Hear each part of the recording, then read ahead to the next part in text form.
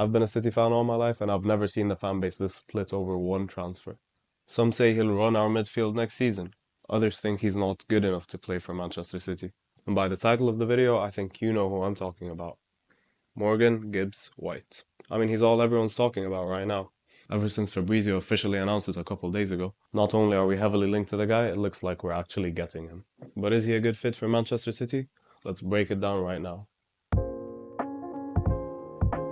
Morgan Gibbs-White has been a standout for Nottingham Forest in the Premier League this season. He's scored 5 goals and made 9 assists in his past 30 appearances for Forest, making him Forest's top creator. But beyond raw numbers, his creative influence is also shown in stats. This season he's in the top 9% of players across all of Europe when it comes to setting up teammates for shots, so not just passes but meaningful ones. And given that Forest have had just 39.8% average possession all season, the numbers he puts in are actually really impressive. He's producing high quality creative output in a team that barely has the ball. He's not just a passer though. Gibbs-White is often the link between the attack and the midfield, carrying the ball through transitions and popping up in dangerous areas as well. His heat map speaks for itself. I mean, he dominates the number 10 position for Nottingham Forest, with activity just outside the box and as a roaming playmaker as well. Now, one cause of concern for this transfer is the change of style between Nuno Espirito Santos' Nottingham Forest and Pep Guardiola's Manchester City. At Nottingham Forest they play a 4-2-3-1, low block, counter-attacks. But at Manchester City we play possession football, high line, high press, keep the ball at your feet, and wait for the perfect pass. His role, like Gundogan's and Bernardo's, is to control the tempo of the game, to keep possession, to move the ball into tight areas, which is not really what he does at Nottingham Forest. However, if he can keep up that level of creativity in such a low possession system, what's stopping him from keeping it in a high possession system where he can be even more creative and create even more chances? I believe he will flourish under Pep, but we need to use him correctly. He just needs to adapt to the possession football, which not everyone does. At Forest, Morgan Gibbs-White has the freedom for chaos, but at Manchester City he's going to have to find discipline and structure.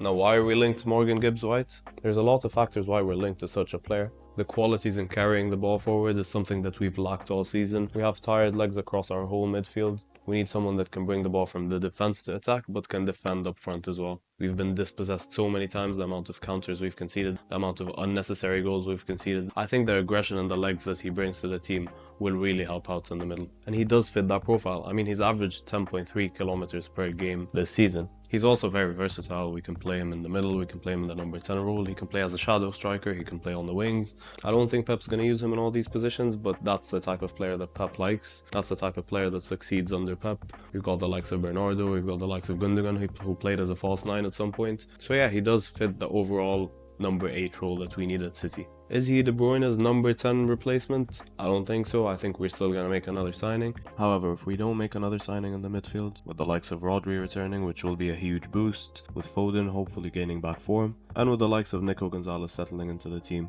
I think our midfield would be just fine. Now, I got in contact with some City fans you guys might recognize, and I asked them what they thought of Morgan Gibbs-White. So let's see what they had to say. When you think about what City's midfield has lacked this season, energy, legs, dynamism, versatility, he ticks all of those boxes. Morgan Gibbs-White to City, I would be all over that. 100 million quid? No way. 70 million quid? Yeah, I think City should be all over that. If you look at him being homegrown as well, City needs to add English players to their squad. It's the fact. And you want to go out and get the best English players, and genuinely, I think he'll be up there. I genuinely do. So, if this deal is to be done, be all over it. For me, Morgan Gibbs-White will be a good City on him. I think he has a fresh engine in him compared to Bernardo Silva. I think he offers a lot more, going forward than Bernardo Silva does right now. I think he's a younger and has a lot more to prove than Bernardo Silva. I think he enters this team as well. You know, yeah, some of the fans won't like him, but won't actually sort of appreciate what he has to offer.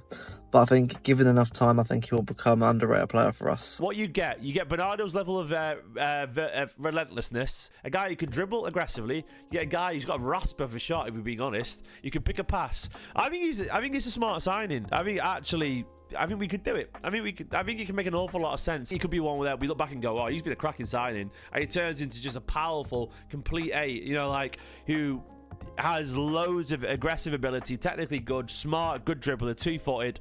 I'm not saying he's world class, but to me, he's potentially, he's an 8 out of 10 player. A lot of money, but I think he's an 8 out of 10 that Guardiola can refine to be a 9 out of 10. That would very quickly be a starting midfielder for England. So there you have it. Everyone's having a really positive mindset when it comes to signing this guy. I wasn't on board at the beginning, but now that I've researched this guy, he actually looks like a decent fit for the team. I think we'll need to give him his time, but he'll eventually find his place in the team. I also did a poll on Twitter asking people if they thought he'd be a starter, a bench player, or just a rotational player in general. And here's what people thought. Thanks for watching. I hope this was a bit formative. I'm no tactical analyst, but I thought I'd make a simple overview of the guy.